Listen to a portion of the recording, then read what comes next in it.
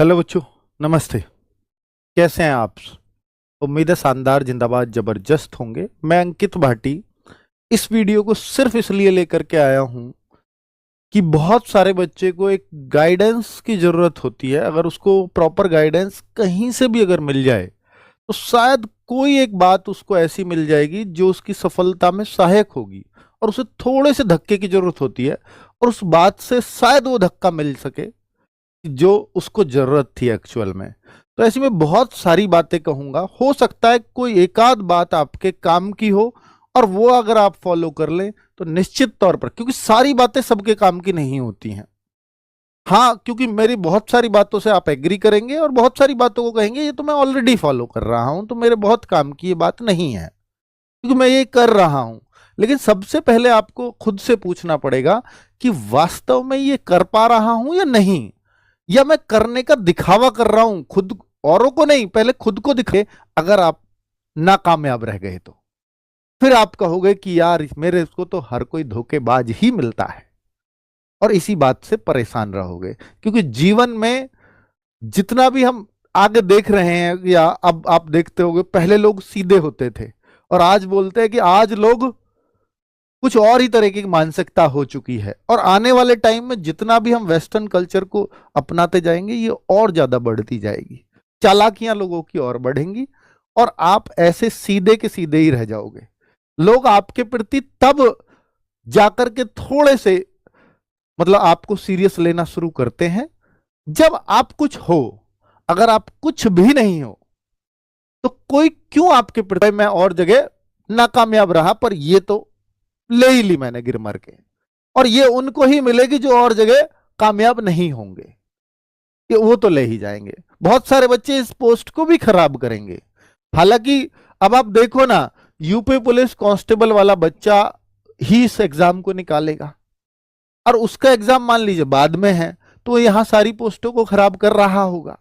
बहुत सारे ज्वाइन नहीं करेंगे क्योंकि यूपी कांस्टेबल में भी उनका नंबर आएगा। तो ये भर्ती बोर्ड से रिक्वेस्ट भी है, भैया यूपी कांस्टेबल के एग्जाम को आप होमगार्ड से पहले ले लो तो ज्यादा ठीक रहेगा। वरना तो बहुत सारे बच्चे नौकरी को, इसको दोनों को भरेंगे, और यही बच्चे यहाँ सेलेक्ट होंगे और फिर ज्वाइन उसको करेंगे। ठीक है, पर चलो, ये एक मैंने संभावनाएं दिखाई हैं जो केवल यूपी में है और यूपी के बच्चों के लिए बड़ी बेनिफिशियल है। एक आपको यह दिखाने जा रहा हूं कि जैसे हरियाणा पुलिस, अलग अलग स्टेट पुलिस में वैकेंसीज आ रही हैं। बिहार पुलिस में 22,000 आने वाली है, हरियाणा पुलिस में 11 तारीख को फॉर्म आ रहे हैं, बिहार एसआई में ये चल रही है भर्ती, एमपी पुलिस में फिर से आ रहे हैं फॉर्म, फिर से बहुत जल्दी, मतलब ये कैलेंडर जारी कर दिया है और ये शायद अक्टूबर नवंबर तक एग्जाम भी होगा। इस तरह की संभावनाएं वहां जताई जा रही क्योंकि वहां कुंभ आ रहा है, तो कुंभ की वजह से जो है वहां लगातार भर्तियां चलेंगी।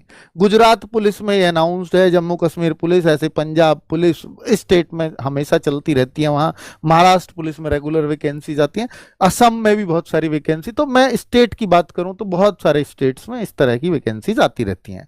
ठीक है, बाकी अगर मैं और दिखाऊं आपको कि एसएससी की vacancies, CGL, CHSL, MTS, CPO, SSC GD, RPF, constable and SI और दिल्ली पुलिस की संभावना इस बार भी बहुत लोग बता रहे हैं कि शायद कैलेंडर में दिल्ली पुलिस भी देखने को मिले, जो एसएससी जीडी 2026 का कैलेंडर आने ही वाला है, बहुत जल्द ये आएगा। तो ये सारी संभावनाएं यहां पर, ये आप देखो कि काफी सारी वैकेंसीज एसएससी में भी रहती हैं, तो यहां भी आप एक वैकेंसी अपने लेते हैं। अगर आप सेलेक्ट हो जाते हैं तो उनके लिए रास्ते ओपन हो जाते हैं कि हाँ, उसने इतने दिन मेहनत की तो वो सेलेक्ट हो गया, तो फिर मैं भी हो सकता हूं।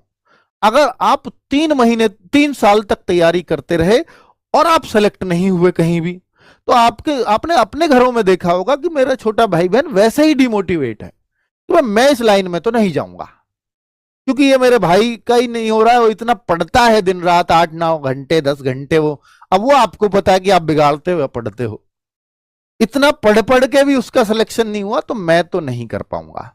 हो सकता है वो कर देता पर आपकी वजह से वो नहीं कर पाएगा, तो उसके दोषी आप होंगे।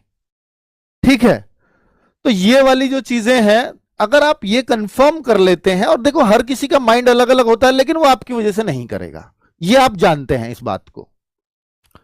अब मैं आपको 2026 में कुछ पॉइंटर्स दूंगा कि अगर आप इनके ऊपर अपने काम करो। मैंने अब ये आपको संभावनाएं दिखाई हैं।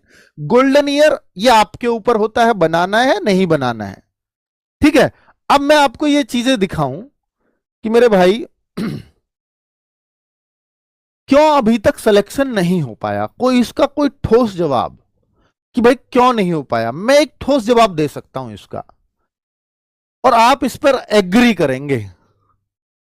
आप जिस दिन से पढ़ाई का प्रण लेते हैं उस दिन ये डिसाइड कर लेते हैं कि भाई अब बहुत बढ़िया मेहनत से पढ़ना, और अब तो मैं लेकर के रहूंगा, जान लगा दूंगा और ये कर दूंगा और वो कर दूंगा, बस एक बार वैकेंसीज आ जाए। पर क्या वो उसके एग्जाम होने तक कर पाते हैं? आप खुद से पूछिए, नहीं कर पाते हैं। आपकी पढ़ाई में है डिसिप्लिन की कमी। और डिसिप्लिन पढ़ाई उसी को कहते हैं कि जो पहले दिन ठाना है वो अंतिम दिन तक ऐसा का ऐसा ही चलेगा, चाहे कुछ भी हो जाए। मैंने 6 घंटे ठाना है। बहुत सारे बच्चे कहते हैं कि मैंने 8 घंटे 10 घंटे पढ़ाई की, मेरा तब भी नहीं हुआ। और कुछ बच्चे कहते हैं आपको मिल जाएंगे, मैं 6 घंटे रोज पढ़ा रखा है सब कुछ अच्छे से। आप इस उसमें आ जाते हैं कि यार वो इतने सिलेक्शंस दे रहा है और वो मेरा दोस्त जो सेलेक्ट होगा ही होगा इस बार, हमें पता होता है कि वो होगा, और वो वहां से पढ़ रहा है तो मैं भी वहीं से पढ़ूंगा। ये भेड़ चाल में मत चलिए, ये सिलेक्शन ना होने का कारण है, ठीक है। आप जहां से आपको समझ में आ रहा है ये मत सोचिए कि मेरा इससे सिलेक्शन होगा या नहीं, इसका रिजल्ट पहले कैसा है, इसने कुछ सिलेक्शन पहले कराए, मैं उससे भी पढ़ रहा हूं और किसी ने बता दिया मुझे तीसरे से भी बहुत बढ़िया पढ़ाता है, अब मैं 3 टीचर्स से पढ़ रहा हूं एक सब्जेक्ट। कभी भी सिलेक्ट नहीं हो पाओगे और ना कभी उस सब्जेक्ट में आपका कॉन्फिडेंस आ पाएगा, क्योंकि जिसने वो पढ़ा रहा है और वो जो पढ़ा रहा है वो प्रैक्टिस अलग क्वेश्चंस की करवा रहा है, तो आपको लगेगा यार वो जो पढ़ा रहा है वो मेरा यहां काम नहीं आ रहा, कुछ पे तो मैं यहां भी अटक रहा हूं। पर टीचर को भी तो दिखाना है मैं तुम्हें अटका सकता हूं। कई टीचर्स तो इस बात पर भी काम करते हैं कि वो एग्जाम में आए ना आए पर बच्चों को ये दिखा दूं कि देखो मैं आपको यहां अटका सकता हूं। एग्जाम से मतलब ही नहीं है उन सवालों का।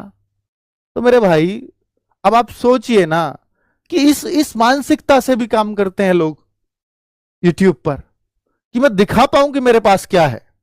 भाई इससे इससे मतलब क्या है? अब देखो ना एग्जाम की